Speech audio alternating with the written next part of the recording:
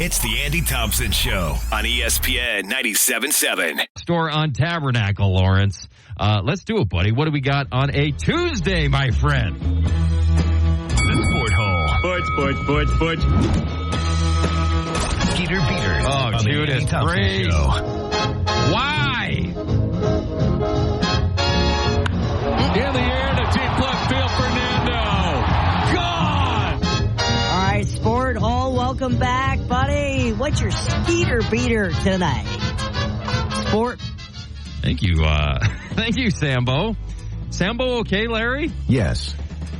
I don't know why we're still doing these Skeeter Beaters. I mean, they got us through the summer, gave us some content, start the show every day with this crap, but we got the Yankees versus the Rangers at 6:05 p.m. right after our show ends. It's Carlos Rodon versus Andrew Heaney.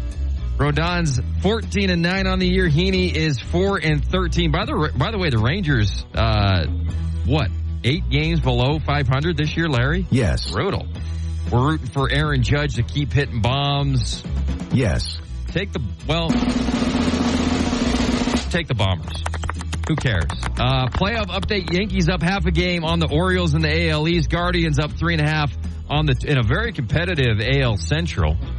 Astros 6 up on the Mariners, and the Phillies up on the Braves in the NL East. Brewers up 10 on the Cubs in the Central, and Dodgers 5 up on the Padres in the West. AL wild card. Top 3 teams: Orioles, Twins, Royals, NL wild card, Padres, Diamondbacks, Braves. Playoffs start October 1st. Less than a month away, Larry. Can you believe it? Yes. Goodness gracious. Let's go to Katie Rosen for our first hour look at the National News Desk. Katie, take it away. Thanks, guys. This shows things from the Sport Hole National News Center on Bluff Street. I'm Katie Rosen. Travis Kelce, who's nearing 35 years old, quote, wouldn't listen if the Chiefs pitched him a lesser role. Okay, but what if they get that chick to ask you? Car crash survivor Victoria Bowles and the University of Georgia have settled their lawsuit. Georgia promised to stop giving their idiot, probably drunk and or high 18-year-old recruits Lamborghinis, and that Georgia's NIL would compensate Bowles with 2 5-star defensive backs and a 6'4" tight end prospect from Buford High School. Florida State has dropped out of the AP Top 25 poll after an 0-2 start. On the next Fansville, DJ Uiagalelei goes into the portal again and comes out as the backed-up quarterback at Utah Tech University behind the mighty righty. Today's Sport Hole National News is brought to you by Lawrence's mom. From the Sport Hole National News Center on Bluff Street, I'm Katie Rosen, ESPN 97.7. Thank you, Katie. The Sport Hole. Sports. 2-minute drill. 1-0 delivery. Hammered down the line in right field, and it is fair and slides into third for an RBI triple. Presented by Ideal Home and Auto Paint. Let's go. Touchdown! 27 yards. They make it look so easy. What do you got, Larry? Or Sambo? Oh, you give Hurricane a chance against Dixie. Oh, man, there's some special stuff going on out at Hurricane. I know that they just won one game, and it was against Hillcrest, and they were supposed to blow them out, and they did. But I was there, and it was a special night. What struck me about Hurricane is you've got on the field after the game, you've got Coach Steve Pearson, former head coach at Hurricane High. You've got Coach Corey Ashby, former head coach at Hurricane High. Of course, you got Coach Marcus Matua, who's the AD, all working to help out Coach Cowan and all the rest of the staff, too. But you've got a lot of guys. I mean, how often is it that former head coaches are still a part of the coaching staff, right? That's the case at Hurricane. Fans were great. The game was great. Austin McRoberts was tremendous, getting that little counter handoff and just going yard with it. Brody Jacobs had a good game. Dylan Gabriel had a great game running the ball. They just ran it, over Hillcrest. Really impressive win. They're going to be big underdogs against Dixie. And I know Dixie got blown out against Park City at home. And Dixie's had a nightmarish start to their season with the 3 big losses, Springville, Mountain Ridge, Park City against good teams, the injuries they've had with Rand Sawyer, Cason Grover, and others. And opening up their region season against Hurricane, Dixie's got to be like, okay, we got Hurricane. We can go and start region good. When's the last time Dixie's lost to Hurricane? It's been a while. The reason I give Hurricane a chance is because they got to ride this mojo going. They played really good week 1 against Mountain Crest. They played really good against Moapa Valley, lost by 1. They played great against Hillcrest, who, it's tough. Hillcrest it's been since COVID, since they had a season where they won more than 1 game. So they're still battling. You got to respect that. But Hurricane was just putting it on them. And it was a clock game after halftime where you're just running clock. They run 56-14. So I'm excited for this matchup for Hurricane. We'll see what Nolan Perry has on the power guide as far as what he thinks the line is in this game. I'm guessing Dixie will be favored by 3 scores or more. I have no idea. But you've got to, if you're a Hurricane fan, you've got to be happy because of where, even if you don't win a lot of games in region, you've got to be happy with where the program is going with Coach Cowan and the emphasis on the weight room and the youth level and going to 8th graders and getting them involved in the weight room and building a program like they had 10 years ago when they were going to the state championship every year. So I don't think Coach Cowan, who, by the way, after the game said, I can't remember if he said I've never done this, but this game means a lot to me. I'm paraphrasing what he said. Getting the first win here, coming to Hurricane with my family. We had a lot of players play awesome tonight, put up huge numbers, but this game means so much to me. I'm keeping the game ball for myself. So that was cool. They had a former Hurricane alum who I don't know his name or when he played or what the deal is, but he got up and gave an impassioned speech after the game that got everybody just talking about 2011 and kind of stirring up the echoes and stuff like that. That was awesome. So I'm excited for Hurricane football. I don't know if they're going to win against Dixie, to your question, Sambo, but it's awesome what's going on over there. And we're going to try to get over there again on Friday. McRoberts had 4 touchdowns. He was our Appliance Wholesalers Plus playmaker of the game in that game. And I know this was like 5 days ago because we had Labor Day, but yes, it was awesome. Let's go through some of these other games. Before I do that, Hurricane didn't have to throw it a lot against Hillcrest. They will have to throw it against Dixie and be effective with it. I'm looking at a guy like C.J. Trump, who hasn't had a lot of targets. I think he only has 1 or 2 catches this year. One of their best players last year. He's going to have big opportunity to showcase that in region because they need to be able to throw the ball down the field. Let's go to Crimson, Springville. Amazing win. I didn't think Crimson could go up on the road against this super physical team in Springville and beat them. They won 34-27. McCord Christiansen, 35 carries, 235 yards, Larry. How about those Mustangs?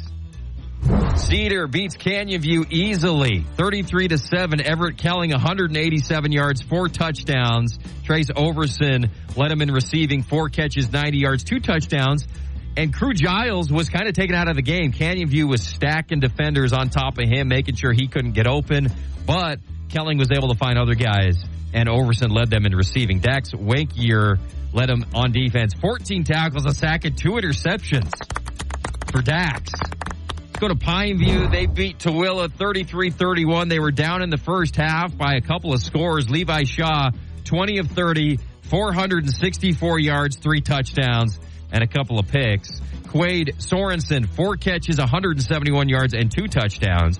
Carson Curtis led them on defense with 14 tackles. Tooele did have 3 dudes over 100 yards rushing on the ground, but Pineview comes out victorious. Big win for the Panthers. They're now 2-1. Desert Hills beat Centennial 43-20 something, 43-30. Larry, what was the exact score there? Can you look that up? Yes. Titan Mason, 28 carries, 268 yards, and 4 touchdowns. Derek Grondel went for 176 and 2 touchdowns. Austin Wintle caught 156 of those yards. He had 6 catches for 156. Cyrus Polu, 12 tackles and a pick for D Hills. Cathedral beat Snow Canyon 39-20. Joe Mack, 273 yards and 2 scores. Cale Johnson led him in receiving with 3 catches and 84 yards and a touchdown. Brody Lounsbury, 6 carries for 39 yards and a touchdown. Max Reynolds led him with 8 tackles on defense. We'll have Region 9 game day Friday coming your way at 5 p.m. on your local sports leader, and another triple header in Region 9 football. We're 3 weeks through, Larry. Can you believe it? Yes. Already through the non-region stuff. In most cases. Yes. In most cases. We'll have a couple of teams pick up non-region games in their bye week, but it's amazing how quick it goes. You got to enjoy it, and that's what all these coaches say to the kids. You got to cherish, like Billy Madison shaking that chubby kid's face. You got to cherish every moment because it goes by quick. All right, Larry, what do you got, buddy? What up, buddy? You're not very bright, are you? Andy versus Randy. As we do every week, we welcome in my twin brother, Randy, to give us his constructive thoughts and compliments about our show. What's going on? What up, buddy? Happy football fall in the fall, my friend. Welcome, welcome back to football. What in the world are you saying? You were so off about Retzlaff. How big of a schmuck do you feel like today? He played great. He looked lit great. up. Every pass he threw was a touchdown. He was throwing it down the field. Yeah. He was wasn't just checking down. The Salukis had no chance. I was impressed with Retzlaff. Well, you'd have to be. You'd have to be. And SIU's a pretty dang good FCS They're pretty program. dang good. Yeah, pretty dang good. SIU, yeah, they're pretty dang good. Well, you were saying how Bohannon was the guy, or at least should be the guy. Well, and Retzlaff made you look like an idiot week 1. Holy cow, you must feel like... Retzlaff was great. I don't want to qualify any of my comments. Well, he looked SMU great. stinks. We saw what they did against Nevada. And Retzlaff's better than Preston Stone, and they've got a running game, and they've got some offensive linemen who are blocking this year, and they've got the hero, Jay Hill, who came and coached a game after having a heart attack like 2 hours before. That was amazing. It's like Teddy Roosevelt. So, yeah. You're an idiot. You were wrong about Retzlaff. And eat crow. Eat crow, right. And we'll talk to you next week. Okay. All right. Okay. Bye-bye. All right. Thank you, Randy. The Sport Hole. Sports. Or the belt, and all the stuff. This Barnes is Bryson Barnes. This is Bryson Barnes. And Barnes gets loose, finds a hole, and Barnes is going to score the touchdown. Bryson Barnes. Oh, my. If you want to know what Bryson Barnes brings to the quarterback position, That's it. Tati behind Retzlaff. Play fake. Jake, all kinds of time. Lofts it up. Looking for JoJo. Touchdown! Joe Phillips! 57 yards for the score! Sport Hole. Which quarterback in the state of Utah had the best week 1 in college football? Retzlaff. Huh? Well, let's go through them, Larry. I mean, Randy gave me a hard time there, didn't he? Yes. Well, let me start by saying for all the FBS programs in the state of Utah, it's basically what you did is spring ball extended. So all of the positive crap that comes out of spring ball and fall camp, people are flying around. All the quarterbacks are great. Holy cow, we've got guys are hungry this year and all that crap. You basically extended that 1 week into the regular season. You played FCS schools, all of them. Let's start with BYU. Retzlaff, 20 of 30, 348 yards and 3 touchdowns, and he's throwing bombs down the field, Larry. You heard the JoJo Phillips touchdown call there that you heard Greg Wrubell and Hans Olsen on 890 KDXU, your home of BYU football, our sister station. Retzlaff just throwing bombs, man. I mean, he goes down to Chase Roberts. He threw a bomb to Keelan Marion. And the one distinction I would make talking about Retzlaff versus Rising's game 1 is Rising's guys were open by 20 yards. Retzlaff's guys weren't. In fact, Roberts had to come back and make a play on it. So did Keelan Marion on those 2 deep balls. No interceptions for Retzlaff, much like his spring ball, right? Heard about how he never threw an interception?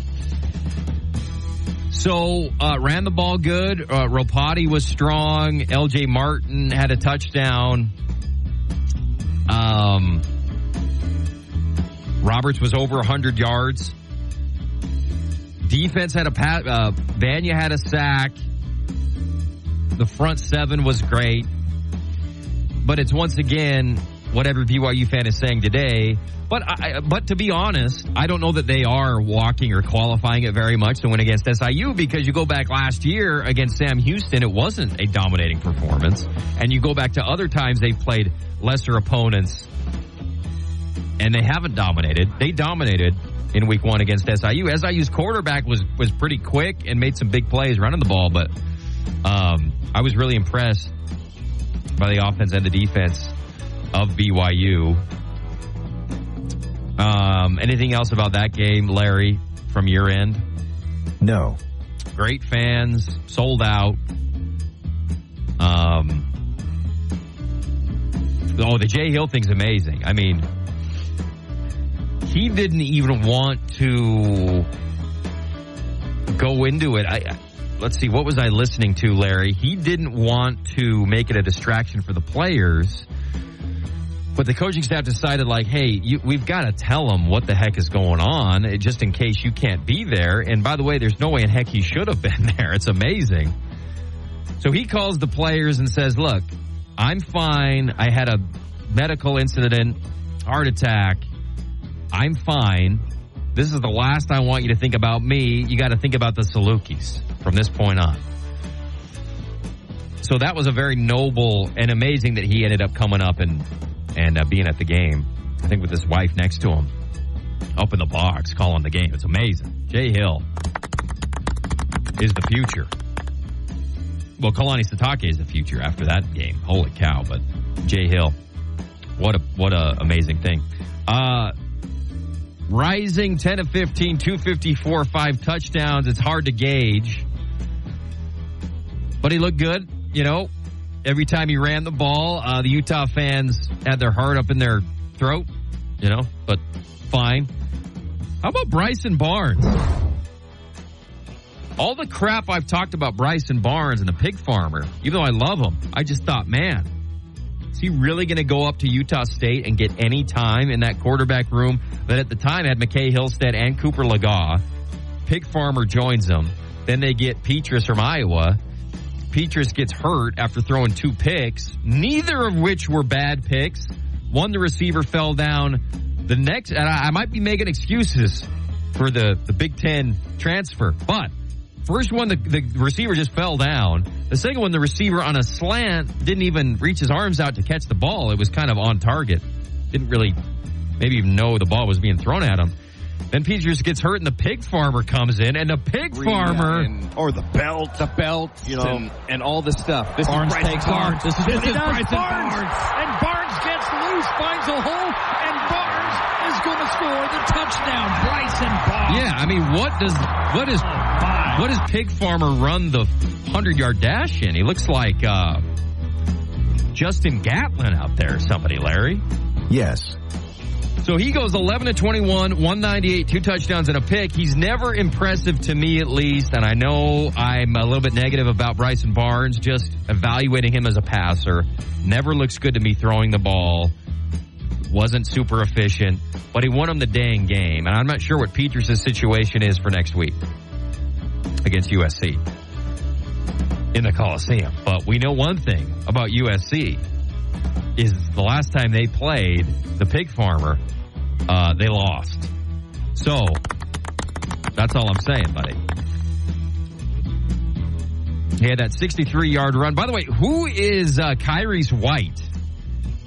Kyrie's White caught 2 passes against Robert Morris, the insurance agency of Robert Morris, and was just a blur, Larry. He was gone. He got a little slant, ran through all of these pursuit angles for touchdowns, had 2 of them. He looked like the fastest guy I'd ever seen, and I said, who the heck is this guy? Where did they get him? And apparently he's been on the roster. He was previously at Utah as a special teamer. But this guy was incredible. Jalen Royals had a great game, but Kyrie's White had a coming out party. And get him the ball because he's the fastest guy I've ever seen. Deacon Hill, Utah Tech, 11 of 23, 104 yards. Tough game against Montana State. He rushed for a touchdown around the edge. The mighty righty, as Katie was calling him. Love watching him out there. Luke McPhail only had 2 attempts. Reggie Graff got in through 1 pass behind the line of scrimmage, but it was the Deacon Hill. He's the guy. And it was tough. I mean, I'll talk more about this later. Let's save what I'm going to say about Utah Tech for a little bit later. All right, Larry? Yes. Jackson Berry for Southern Utah, 6 of 11 for 54 yards. Bronson Barron, 1 of 7 in that Thursday game for 9 yards. Justin Pachot, 1 of 3 for 8 yards for SUU. In a loss against Utah. Weber State, Richie Munoz, 11 of 32 for 98 yards against Washington. And Coach Fish and the boys, and Coach Belichick and the boys, and Coach, let's see, you got Pete Carroll's son as your OC, you got Bill Belichick's son as your DC, right, up there? Yes. So I would go with, I know Cam's hard to argue with because he had 5 touchdowns. But as Coach Fitzgerald said after that game, we didn't really provide a lot of resistance. I mean, these guys were wide open. I'm eating crow, by the way, Randy. I'm taking Retzlaff, okay? Rise and shout. He was winging it. There was questions about the starter. They did the or thing in the depth chart. Jake Retzlaff or Bohannon. And Retzlaff came out and looked really good. Now, SMU beat Southern Houston or something, 58-3. They beat Nevada barely on the road in week 1. Houston's beatable. And by the way, Wyoming looks terrible. So BYU, after a big win against SIU, what's the line going to be, Larry, against SMU? Do you know that? Because I haven't even looked at that yet. But going into the season, it was like, oh, BYU can't beat SMU with Rhett Lashley and Preston Stone, and they've got athletes all over the field, and they're ACC and all this crap. I'm saying, spare me. SMU favored. You want to guess, Larry? No. It's too fat, in my opinion. I always have rose-colored goggles when it comes to BYU. They're favored by 11.5 at Gerald Ford Field come Friday night. By the way, why are they playing Friday night? It sickens me. There's an NFL game, I think, on Friday night, too. Friday nights are sacred. You don't mess with Friday nights, NFL and college football. That's high school. We're going to be at Hurricane. Meanwhile, BYU's going to be playing. Hate that. All right, Larry. What's next? The Sport Hole. Butch. Avita looking for T-Mac across the middle. T-Mac, give him another 6. 40 yards out. Oh, man. This kid is a baller. Oh. He is considered to be a lock to be a top 10 pick in the next NFL draft. We're talking about McMillan there, right? Yes. Sport Hole. Yeah. What did you think of the big games this weekend?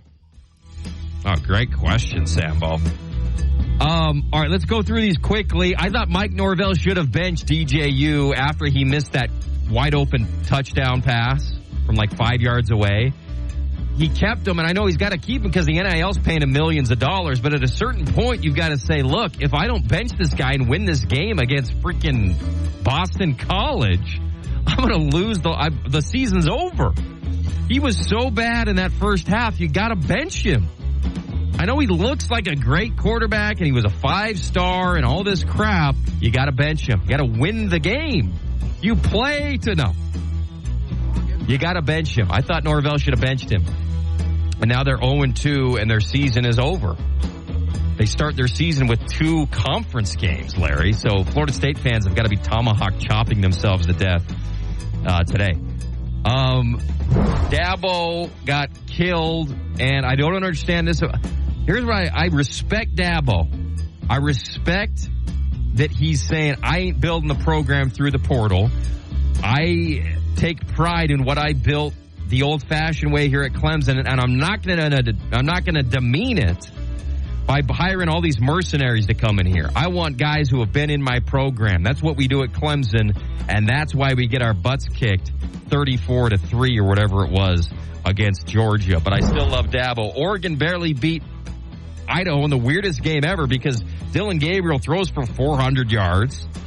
The total offense is 500-plus yards. They hold Idaho to not a lot of yards. And they win 24-14. It was a 17-14 game in the fourth quarter. And Idaho I don't know. I didn't see any of that game except the highlights. Weird. Notre Dame over Texas A&M. I respect Notre Dame for going on the road against a ranked team. 12th man, 100,000 in Kyle Field. You know, the walk-on kickoff guy, having to run past him. It's great. But Texas A&M is a phony. They're always a phony, just like Penn State and just like some of these other teams. I know that Texas A&M has billions of dollars, but they always are a middling SEC team. So give me a break. But Notre Dame, credit for that win.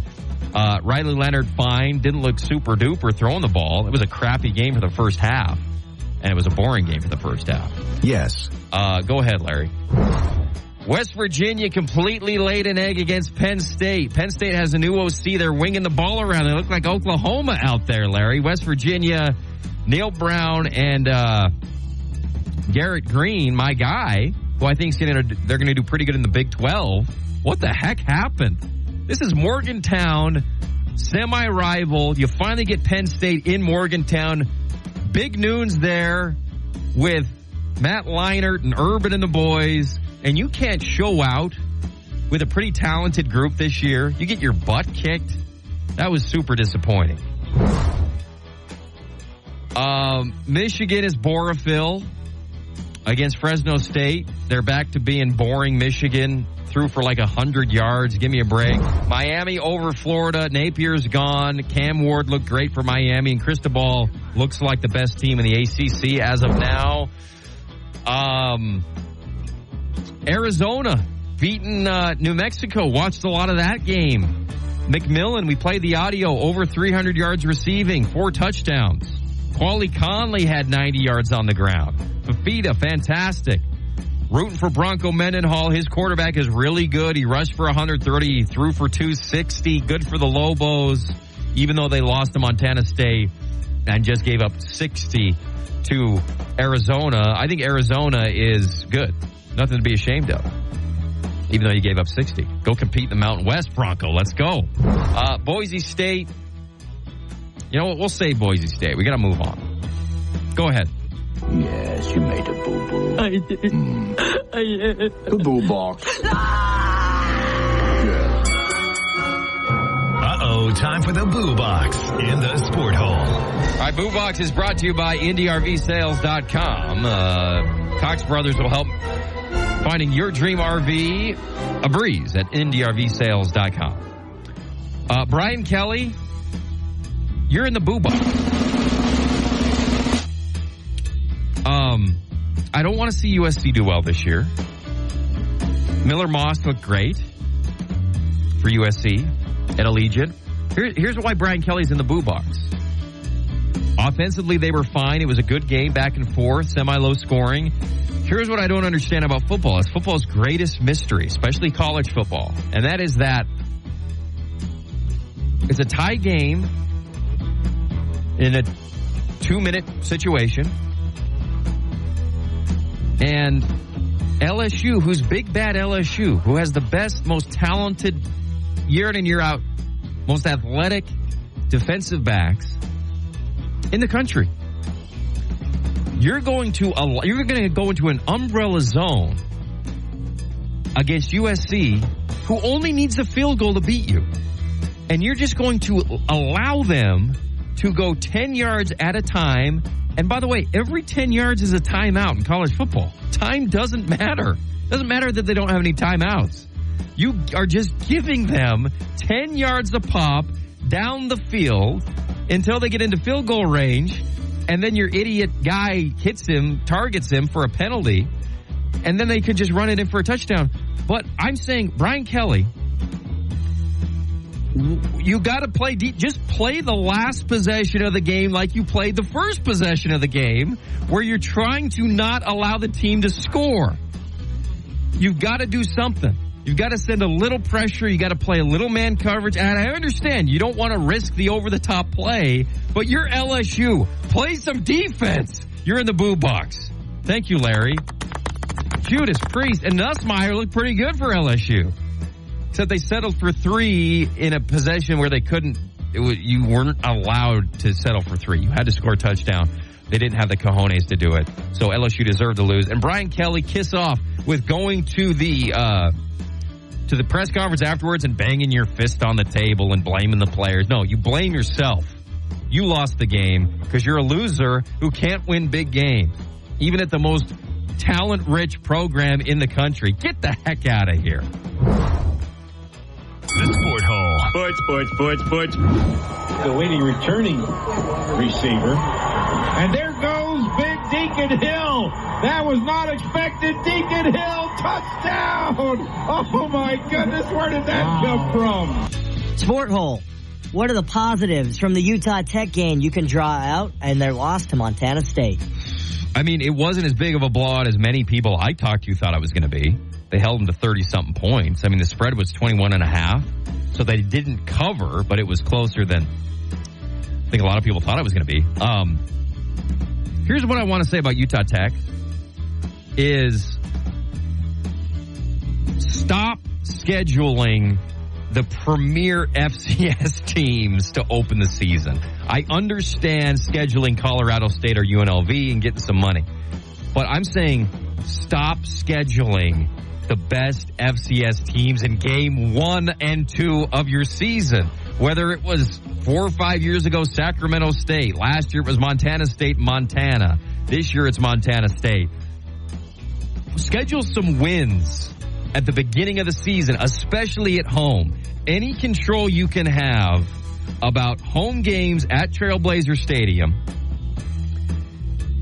get some wins on the schedule early against lower tier FCS schools. That would be my goal for Utah Tech.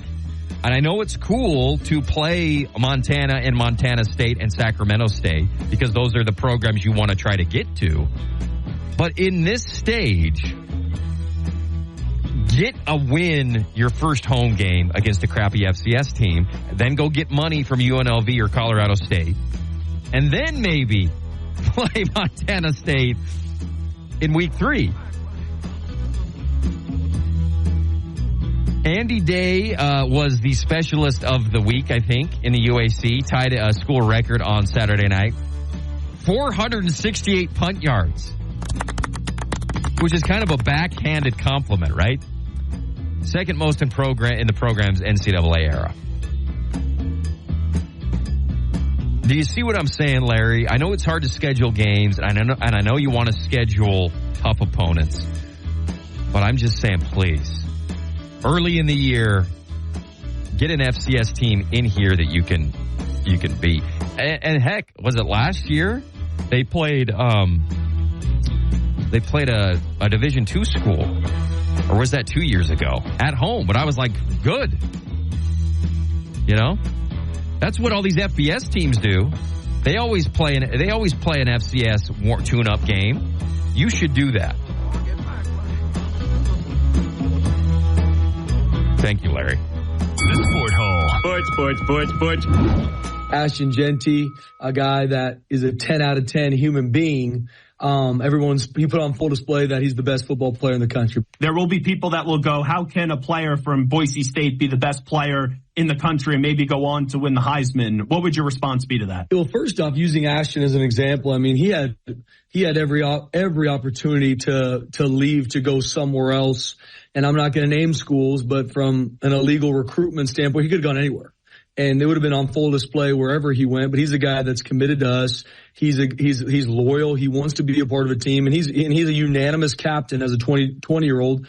Never's happened in my time here where an underclassman's unanimous captain. That's a testament to who he is as a person, how he leads in his actions, and how he works. Because if anybody has a question about what to do, I just say watch Ashton Jeanty every day, and you'll find yourself close to where you need to be. Sport Hole. Where does Ashton Jeanty rank on your favorite players in the country list?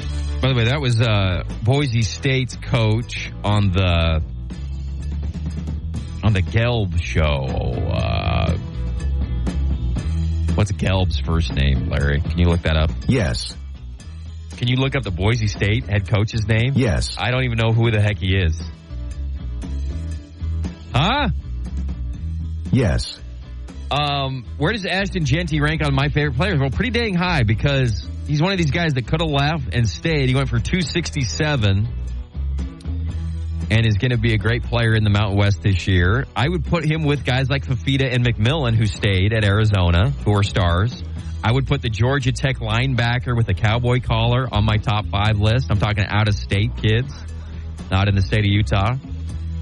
But love running backs. In an age of quarterbacks and receivers and running backs getting short shrift, I hope this Jeanty is in the Heisman conversation in the Mountain West representing the Boise State Broncos. Fantastic. Ladies and gentlemen, this week's Gus Johnson Award goes to 7-3-20. Looked bigger than that. He made a big block there. Moss buys a little time. Puts it into traffic. Did he pull that down? Kyron Hudson. Oh, my goodness, what a catch. All right, congratulations, Reese Davis. That was the amazing one-handed Odell-type catch in the USC game. Reese Davis gets our Gus Johnson Award this week, and he gets $10 to Island Grinds for some poo-poo chicken. Quick break. Back with more right after this.